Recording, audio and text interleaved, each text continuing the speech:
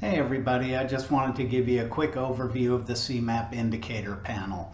Let's start in the upper left. We have the Select a Site menu where you will use drop downs to help you navigate to your site. Down here we have the field measures that you took at your sampling site, a little map of the sampling site, the fish species found at that site, and to help visualize the relative abundance of phytoplankton, we have this donut chart here showing the relative abundance of the phytoplankton found. So that's the overview, but you don't want to look at old data that isn't yours. So let's click out of the little Truckee default opener. Did I? There we go. And get to some of the newer data. Now you'll see it's listed here by who collected it. So I'll pretend I'm the San Diego River Park Foundation and I want to check out Petts Creek. And I took it on April 12th and I took 2 samples. So the first sample, you can see I have my relative abundance of phytoplankton down here. We got a hit for striped bass up here. And here's all the field measures that I took. Now, you can see that there's not much here. So I'm not quite sure what happened, but we'll get to that later on down the line. We can also select the duplicate and see that we found not striped bass in the duplicate, but human instead. This is not unusual. It happens. That's just the way the things go.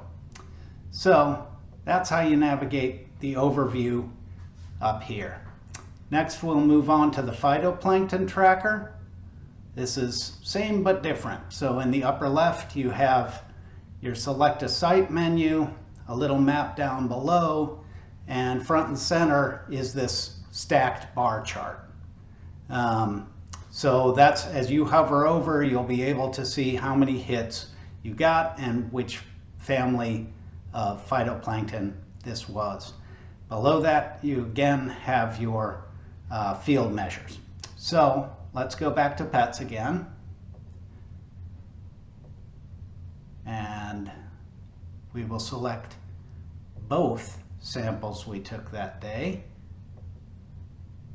And now here's the magic. You can see how well your duplicate did. Now we plan to do a regression analysis with all the duplicate samples to see how well they correlate, but this way you can do it visually in what they call a ribbon chart. So you have 2 stacked bar charts connected by these ribbons that help you visualize things like this. Your top phytoplankton right here, and how they connect. Did you get a whole lot more from the last site or not? You can see that the biggest portion of Bacillaraceae took up this relative abundance over here. I'm sorry, I'm not being very clear. But I think you get the gist, and I don't want to take up too much of your time today. I will be creating a longer, more in-depth navigation video for this, but I also wanted to note that down here at the bottom we have a little more information than we could fit on the front page. So if you were wondering why we didn't collect any data here in the notes, it says we took the second replicate sample of Petts Creek. YSI unit was not calibrated, so we're missing the physical data. Great notes. Thank you for doing that, San Diego River Park Foundation. And I hope you all take great notes, because if you didn't notate it, it didn't happen. So let's move on to the fish tracker real quick. And you'll see again we have a stacked bar chart, same layout as the phytoplankton tracker, and we're on the Little Truckee River again. That's our default. But let's see how we can use this another way. Sierra Streams Institute has been taking samples over the last, they'll be doing their 3rd year coming up here shortly.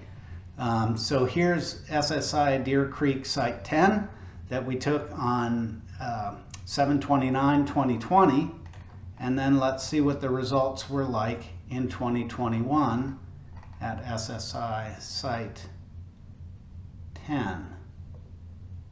Let me make sure, yep, just a single sample. And now you can see from year to year, that's pretty consistent. That's pretty impressive. So that's the way you can use these. And if you wanted to check, let me show you one more thing. This is a little different, and most people don't collect this way. But in the first year, I took 3 samples about a quarter mile apart from each other, just to see how consistent things were from sample to sample downstream. And you can see, I mean, the number, you know, the relative abundance is a little different, but our top guys are right up there in front. So that performed pretty well. So there's a million ways to slice and dice in here. If you need help, contact me. This is what I do. This is what I love to do. And I'm happy to put this power into your hands the way we've done with the kits. So please contact me anytime with any questions. I hope this was helpful. Thanks very much.